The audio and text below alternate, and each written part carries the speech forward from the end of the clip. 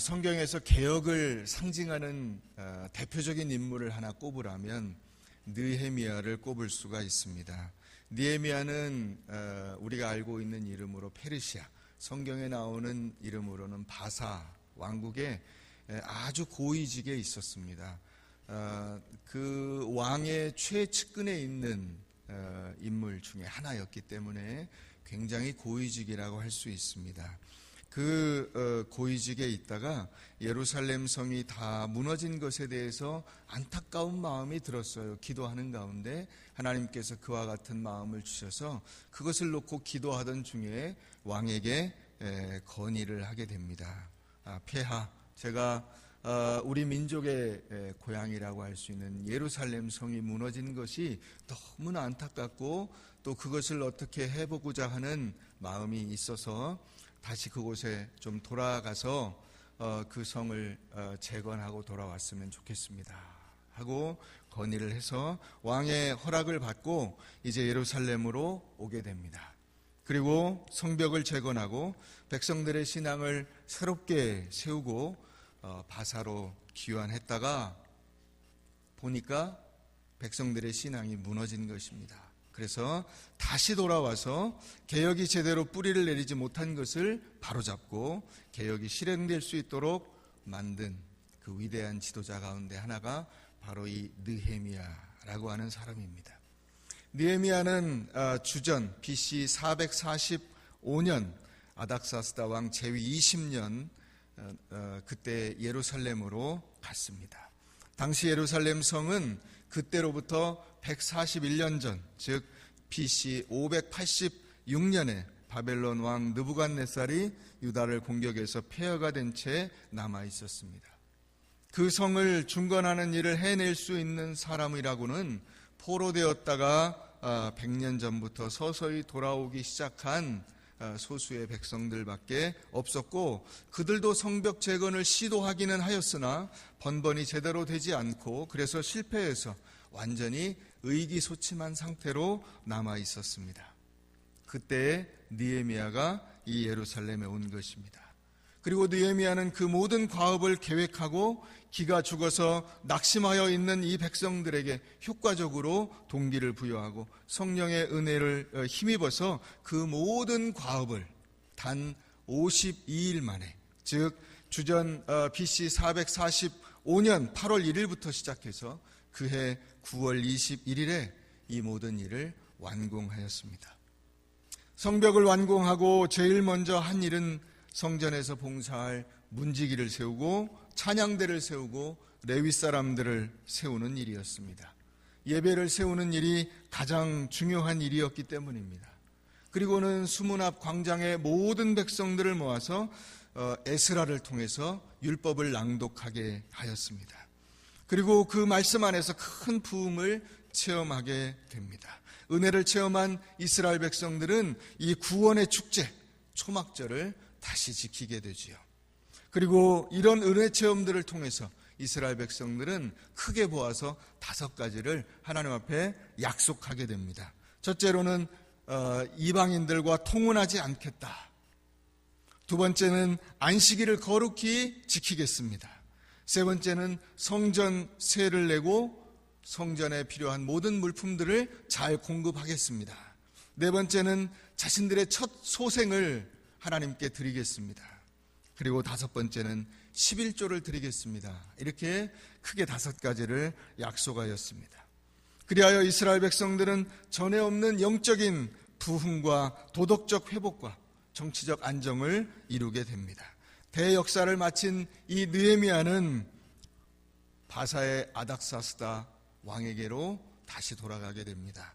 그 기간이 약 12년 정도 되는데 아닥사스다 왕 32년 주전 433년경에 왕을 만나러 다시 바사로 돌아가게 되는 것입니다.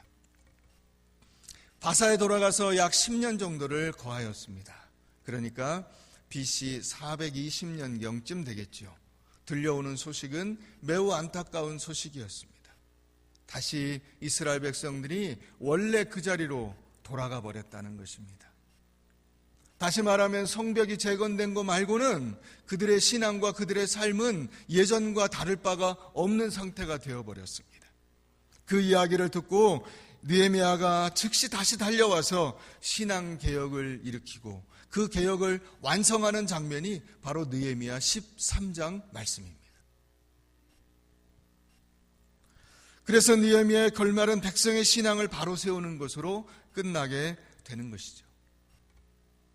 여러분, 사람은 늘 변질됩니다. 좋은 모습으로 변화하면 참 좋겠는데 안 좋은 모습으로 변질되는 것입니다. 우리가 날마다 새로워지지 않으면 우리의 신앙도 우리의 인격도 우리의 삶도 변질되게 되는 것입니다. 여러분들 가운데 많은 분들이 옛날에는 뜨겁게 생활했는데 지금은 냉랭한 가슴으로 앉아있는 분들이 계시지 않습니까? 성전 벽돌을 쌓던 그 정성스러운 손이 지금은 성전을 흔드는 분은 안 계십니다. 불덩이 같은 기독군으로 살았었는데 이제는 숯덩이가 되어서 차가운 몸으로 앉아있지는 않습니까? 순결했던 믿음이 때묻고 녹슨 신앙이 되어 있지는 않습니까? 이스라엘 백성들이 그러했습니다. 날마다 새로워지지 않고 신령한 은혜를 날마다 새롭게 경험하지 않게 되면 우리의 신앙은 껍데기와 형식만 남게 되는 것입니다.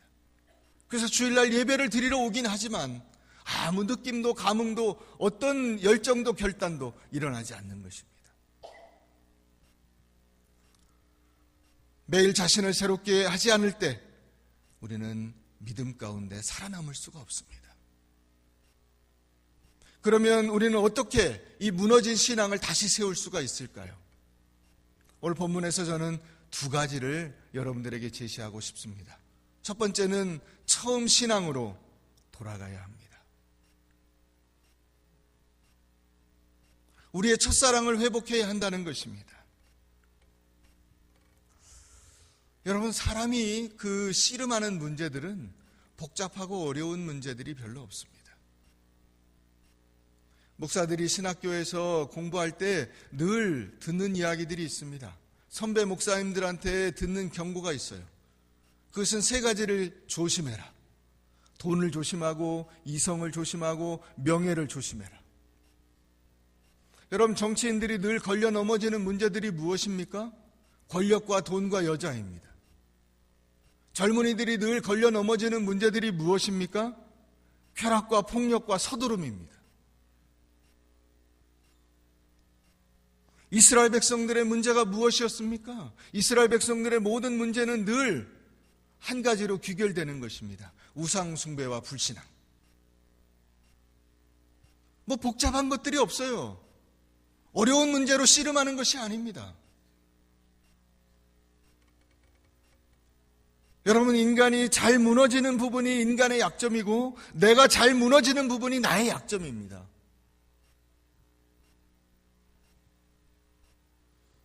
이스라엘 백성들이 여기서 부딪힌 문제가 새로운 문제들이 아니었어요. 옛날에 그들이 경험했던, 그들이 무너졌던 그 부분에서 다시 무너진 것입니다.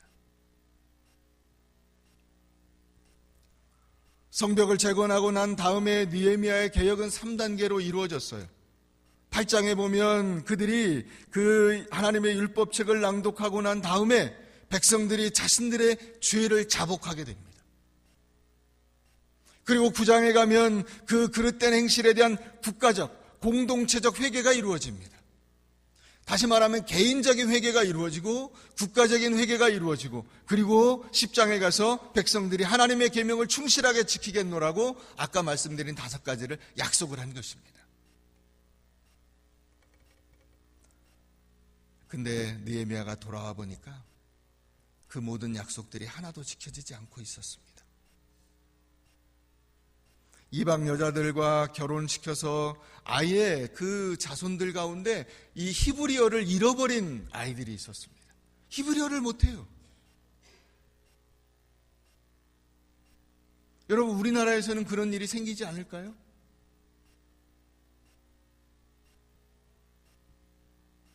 이제 한국인들 가운데 아마 틀림없이 한국말을 못하는 아이들이 나오게 될 것입니다.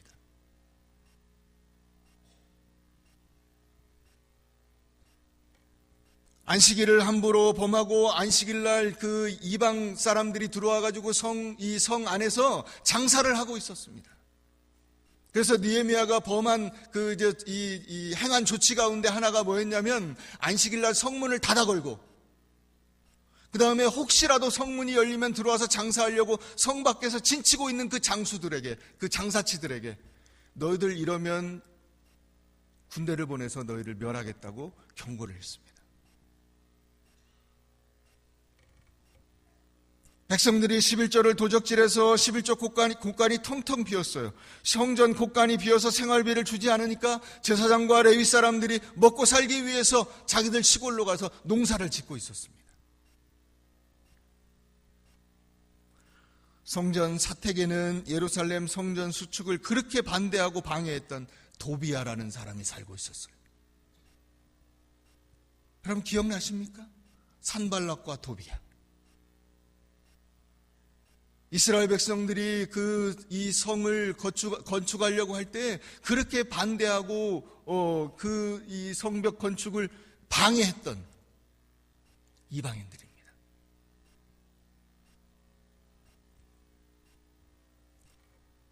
그런데 그 도비야가 대제사장과 사돈이 되어서 그 성전 안에 있는 사택 같은 곳에 살고 있는 거예요. 느헤미야가 돌아와서 그 도비야의 모든 세간을 성 밖으로 던져버리고 깨끗이 청소하고 그곳에 다시 11조를 채우기 시작했습니다. 여러분, 하나님이 계셔야 하는 성전에 악한 마귀가 아예 살림을 차리고 앉아있는 것과 같은 모습이었습니다.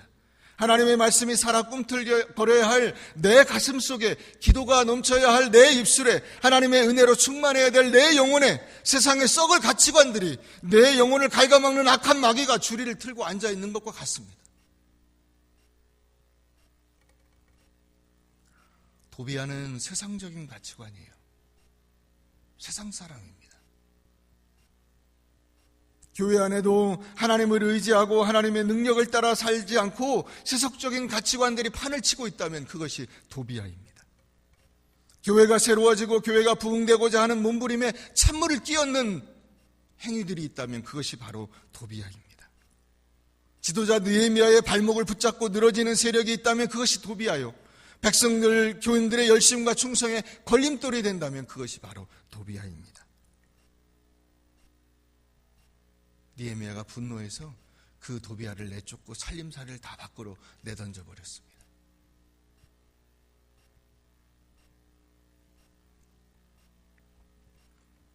여러분, 어떻게 하면 이스라엘 백성들이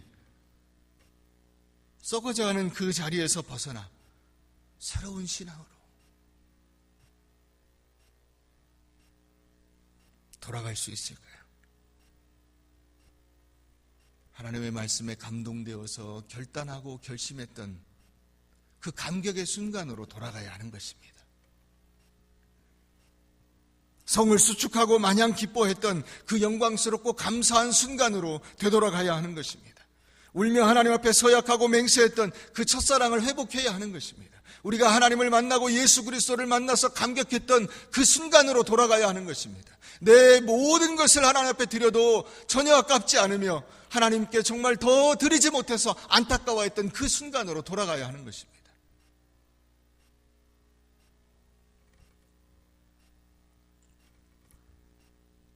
두 번째로 우리가 무너진 신앙을 회복하는 실제적인 방법은 11조를 드리는 것입니다. 10절에 보면 이렇게 되어 있습니다. 내가 또 알아본즉 레위 사람들이 받을 몫을 주지 아니하였으므로 그 직무를 행하는 레위 사람들과 노래하는 자들이 각기 자기 밭으로 도망하였기로. 레위 사람들이 받을 몫, 이것이 바로 11조입니다. 그들이 받을 몫을 받지 못했어요. 생활이 안 되는 것입니다. 그러니까 그 사람들이 어떻게 해야 될까요? 가서 자기들의 그 땅은 없어요. 레위 사람들은 아예 몫이 주어지지 않았습니다. 그러니까 어떻게 했겠습니까? 다른 사람들에게 땅을 빌려서 그 땅에서 농사를 지어서 겨우 입에 풀칠을 하고 살고 있는 거예요.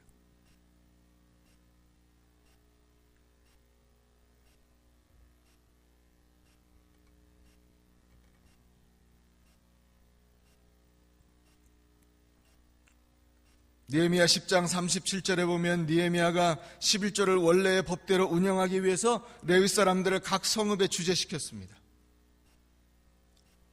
그런데 백성들이 점차 11조를 드리지 않으니까 그 사람들이 생활 자체가 안 되는 거예요.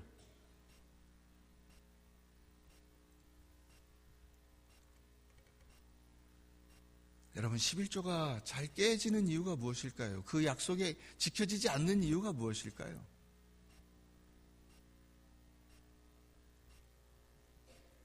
돈을 내 마음대로 하려고 하는 자세가 인간의 약점인 것입니다. 이것이 내 돈이니까 내 마음대로 하겠다 하고 하는 생각을 갖고 있는 것입니다. 여러분, 그 점에서 우리가 다시 한번 우리 자신의 신앙과 믿음을 점검해 볼 필요가 있습니다. 과연 내가 가지고 있는 모든 나의 자산이라고 하는 것들은 내 것인가 하는 것입니다.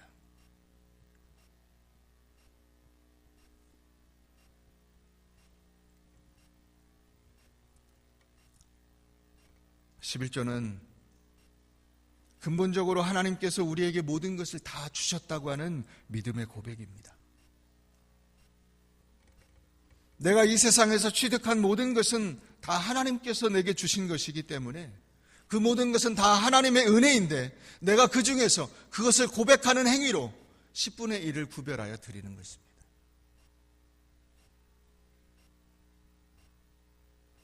그러니까 여러분, 하나님이 주신 것에 대한 감사와 고백이 없는 사람이 진정으로 하나님께 감사의 예배를 드릴 수 있을까요?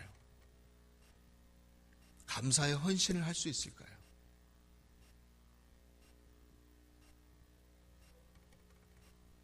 내 안에서 하나님께서 내게 주신 것에 대한 기본적인 믿음과 신앙이 없는 사람이 신실한 일꾼으로 살아갈 수 있을까요? 이스라엘 백성들이 무너진 모습을 보면 우리가 알 수 있는 것입니다.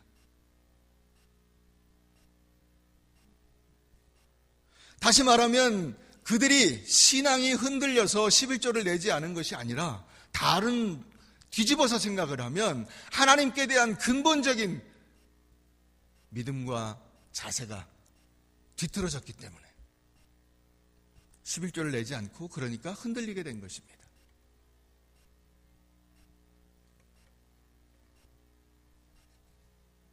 11조는 성도의 책임을 나타내는 대표적인 표지라고 할 수 있습니다. 교회에는 11조의 관점에서 보면 두 부류가 존재하죠. 11조를 내지 않으려는 분과 11조를 내려는 분이 있습니다. 어떻게 해도 내지 않으려는 분들은 그런 이야기를 합니다. 11조는 구약시대의 유물이다. 율법에 나온 것이다. 그러니까 안 내도 된다. 이거예요. 왜? 지금은 언약시대고 은혜의 시대고 성령의 시대니까 그건 다 무산되었다는 거예요. 11조는 율법 이전에 있었습니다.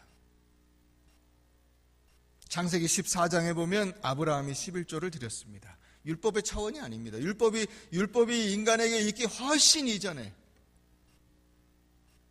이미 11조가 있었습니다.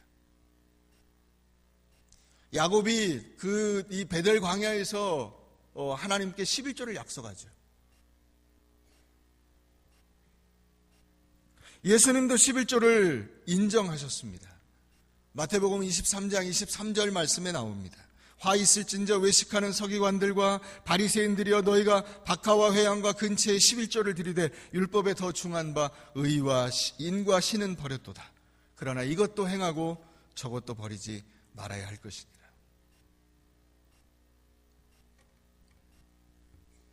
느헤미야는 어떻게 했느냐? 11절 가보면 이렇게 되어 있습니다. 내가 모든 민장들을 꾸짖어 이르기를 하나님의 전이 어찌하여 버린 바 되었느냐 하고 곧 레위 사람을 불러 모아 다시 제자리에 세웠더니.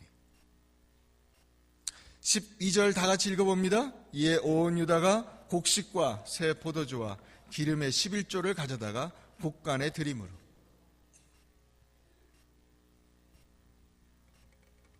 민장들은 누구냐면 백성의 지도자들입니다. 백성의 지도자들이 11조를 내는 일에 백성들의 모범을 보여야 했지만 그렇지 않았습니다. 그래서 느헤미야가 그들을 꾸짖은 것입니다. 솔선수범하지 못하는 그들을 꾸짖은 것입니다. 여러분, 리더는 어떤 사람이냐? 리더는 앞서서 헌신하는 사람이에요. 직분자는 어떤 사람이냐? 직분자는 먼저 헌신하는 사람이에요. 그러니까 리더가 되려면, 직분자가 되려면 먼저 헌신하는 일의 모범을 보여야 하는 것입니다. 내가 먼저 말씀대로 살아야죠.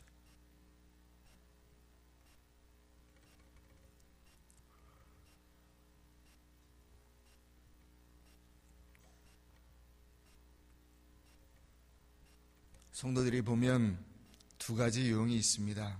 하나님이 모든 것을 주도하시고 나는 그 하나님의 인도하심을 따라간다고 하는 하나님 주도형 신앙이 있어요.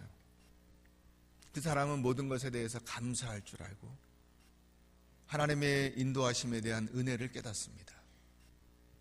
그런데 인간이 모든 것을 주도하고 하나님은 인간의 행위에 보상해 주셔야 한다고 하는 인간 주도형 신앙이 있습니다. 이 사람들은 내가 복받을 행동을 하니까 하나님이 보상하셔야 된다고 생각을 합니다. 그래서 헌금할 때도 그 보상을 바라고 헌금을 해요. 여러분, 하나님께서 물질이 없어서 여러분들에게 그것을 내라고 하시는 것은 아닙니다. 그래서 이사야 1장 11절 12절 말씀에 보면 이렇게 기록되어 있습니다. 여호와께서 말씀하시되 너희의 무수한 재물이 내게 무엇이 유익하뇨? 나는 순양의 번제와 살진 짐승의 기름에 배불렀고 나는 수송아지나 어린 양이나 염소의 피를 기뻐하지 아니하노라. 너희가 내 앞에 보이러 오니 이것을 누가 너희에게 요구하였느냐? 내 마당만 밟을 뿐이니라. 사랑하는 여러분, 하나님께서 여러분들의 코 묻은 돈을 내놓으라고 여러분들을 협박하거나 위협하시지 않습니다. 여러분들에게 가장 유익한 것이기 때문에 그것을 여러분들에게 말씀하시는 것입니다. 그것은 저 역시도 마찬가지입니다.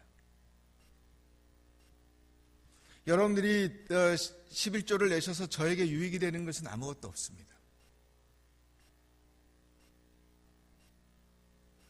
여러분들에게 하나님의 복이 임하게 될 것입니다. 저는 지금까지 제 인생에 있어서 아주 어릴 때부터 11조를 드려왔습니다. 그런데 제가 지금까지 살아오면서 저의 개인적인 생활이나 혹은 저의 목회 생활에, 목회 활동 가운데서 단 한 번도 돈이 없어서 어려움을 당해본 적이 없습니다.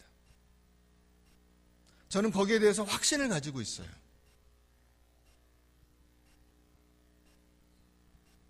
저는 여러분들에게 이것을 분명히 말씀드리고 싶습니다.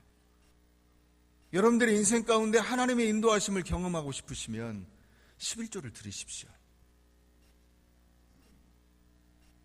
11조를 드리는 것은 여러분들의 삶 속에 하나님의 임재를 체험하실 수 있는 가장 직접적이고 확실한 방법입니다. 영국의 웨스트민스터 교회의 캔델 목사라고 하는 분은 그런 얘기를 했어요. 목회자가 성도들이 시험 들 것이 두려워서 11조를 가르치지 않는 것은 결국 교인들을 가난하게 만드는 것이다. 여러분, 14절 말씀에 뭐라고 되어 있냐? 내 하나님이여 이 일로 말미암아 나를 기억하옵소서. 여러분, 하나님께서 여러분들이 드리는 그 11조를 기억하신다는 거예요. 놀랍지 않습니까?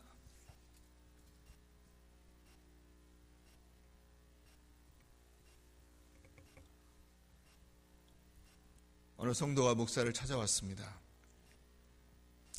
목사님, 저는 생활비가 부족해서 11조를 드리지 못하겠습니다 하는 얘기를 했어요. 그래서 그 목사님이 그 성도에게 권면했습니다. 집사님, 그래도 한번 드려보시고 만약에 11조를 드렸는데 생활비가 모자라면 제가 부족한 부분을 메꿔드리겠습니다. 그렇게 얘기를 했어요. 그랬더니 그 성도가 반색을 하면서 목사님이 그렇게 말씀하시면 제가 한번 해보겠습니다. 왜? 목사가 생활비 부족하면 준다니까. 좋잖아요. 그래서 그 목사님이 그렇게 얘기를 했대요. 제가 아무것도 가진 것이 없는데 그런 저도 믿을 수 있다면 온 세상을 창조하시고 다스리시고 주관하시는 하나님께서 당신의 삶을 돌봐주시지 않겠는가?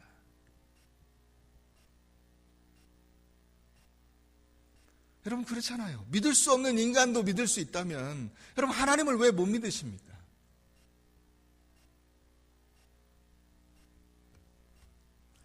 그럼에도 불구하고 11조를 드린다는 것은 쉽지 않은 일입니다. 아주 드물게 처음 교회에 나오자마자 새벽기도 하고 11조를 드리는 분들이 있어요. 제가 그런 분들을 한두 분 봤습니다. 근데 거의 대부분은 그래도 신앙생활 한 지 한 3년에서 5년 정도는 지나야 11조를 드려요.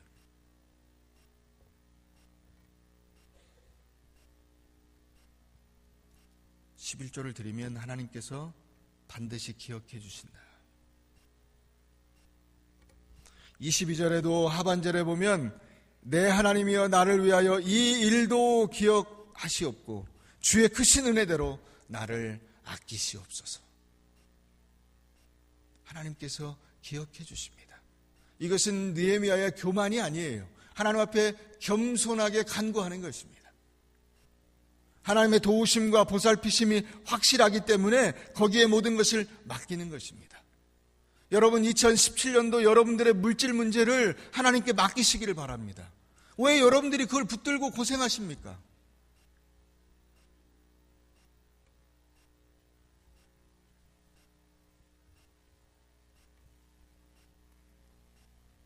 어떤 분이 등산 갔다가 벼랑에서 떨어졌어요. 떨어진 중에 허우적거리다가 손에 걸리는 나무를 붙잡고 겨우 구사일생으로 지금 목숨을 건져서 그 나무에 매달려 있습니다. 그래서 위를 향해서 막 소리를 쳤어요. 사람 살려, 저 좀 도와주세요. 막 간절하게 외치는 소리에 위에서 소리가 들려왔습니다. 왜 그러느냐? 누구십니까? 그랬더니 나는 하나님이다 그러더래요. 그래서 필사적으로 외쳤습니다. 하나님, 저 좀 도와주세요. 제가 여기 매달려 있습니다. 저를 구해 주십시오. 그랬더니 하나님이 알았다. 내가 널 구해주마. 그런데 먼저 네가 그 손을 놓으면 되겠다. 그 나무를 붙잡고 있는 손을 놔라 그러더래요. 잠시 침묵이 흘렀습니다. 그리고는 다시 꼭대기를 바라보면서 이 사람이 외쳤어요. 거기 하나님 말고 다른 사람 없나요?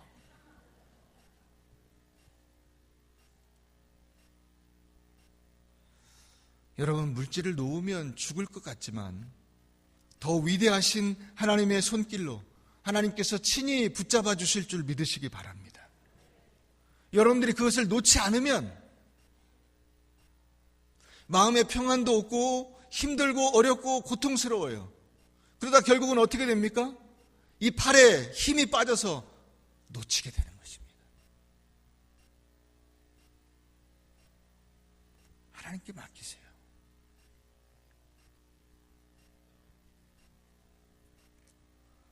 목사님 두 분이 만났어요. 목사님 성도들이 몇 명이나 출석하십니까? 예, 저희 교회는 성도가 한 2,000명 됩니다. 그래요. 그 중에 그러면 11조를 하는 분들은 몇 분이나 되시나요? 질문을 했어요.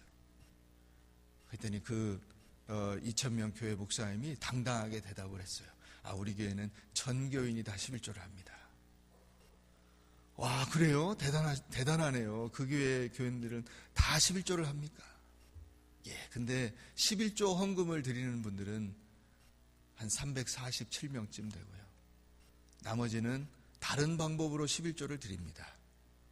고난과 역경과 시험과 도난과 질병과 자녀와 이런 모든 것들로 하나님께서 11조를 거두어 가십니다.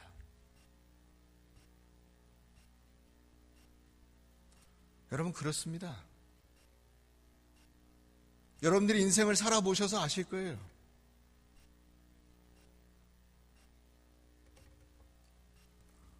제가 어떤 예전에 군인교회에 있을 때 어느 여전도 회장님을 처음 만났어요. 첫 초임지에서. 근데 보니까 이 여전도 회장님이 11조를 안 해요. 저는 또 이게 이런 거는 꼭 대놓고 얘기를 하거든요. 집사님 왜 11조를 안 하십니까? 그랬더니 아주 너무나 명랑하고 당당하게 답을 하셨어요. 아, 목사님, 한 달에 11조 모아가지고 1년이면 얼만데요?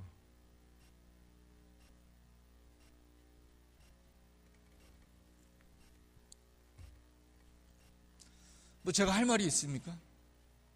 그러고 났는데 그 다음 달 11조를 냈어요. 그 가운데 어떤 일이 있었게요? 남편이 그 간부들, 병사들 그 봉급을 담당하는 부사관이었는데 그 퇴근하는 길에 그걸 이제 이 사무실에 둘 수가 없어서 갖고 퇴근하다가 버스에 놓고 내려서 11조 한 두세 배 되는 금액을 잃어버렸어요. 그러고 나서 그 다음 주에 11조를 냈어요. 왜 내셨습니까? 그랬더니 그 얘기를 하더라고요. 딱 그 얘기를 듣는 순간 왜 11조를 안 하십니까? 하고 묻는 제 음성이 귓전을 때리더래요.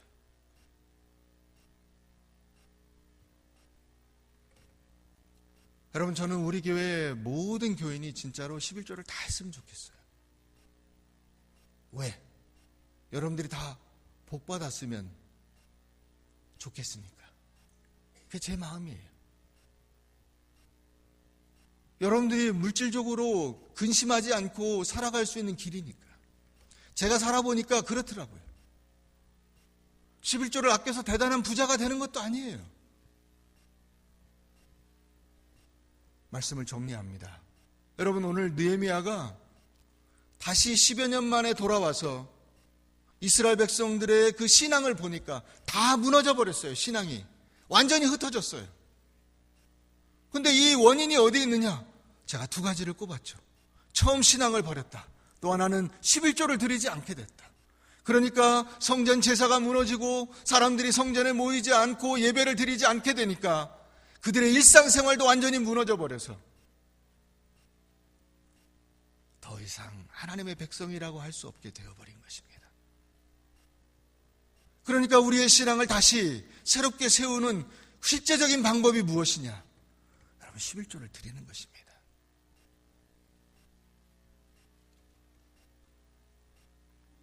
신앙개혁의 첫 번째 훈련 과목이 바로 주의를 지키고 11조를 드리는 것입니다. 11조 훈련을 잘하면 나중에 내가 물질로 복을 받아도 혹은 복을 받지 못하더라도 변함없이 하나님은 나의 전부요, 나의 왕이시요, 나의 주인이시라는 고백을 할 수 있게 됩니다. 그러나 11조 훈련이 되지 않은 사람은 물질 때문에 넘어지고 물질 때문에 신앙 버리고 물질 때문에 그의 삶이 무너지게 되는 것입니다. 사랑하는 성도 여러분, 여러분들의 앞길에 대한 여러 가지 염려, 근심들이 있을 것입니다. 그러나 여러분, 그 모든 염려, 근심 다 하나님께 맡기십시오. 하나님께 온전히 맡기세요. 우리의 모든 것을 다 맡겨야 되지만 그 가운데 특별히 물질과 경제적인 문제를 하나님께 맡겨드리십시오. 하나님께서 책임져 주시리라 확신하시기를 바랍니다. 하나님은 신실하신 하나님, 시건치 않으시는 하나님, 변치 않으시는 하나님, 이 하나님을 여러분들이 굳게 바라보고 올 한 해도 믿음 가운데 나아가시기를 주의 이름으로 축원합니다.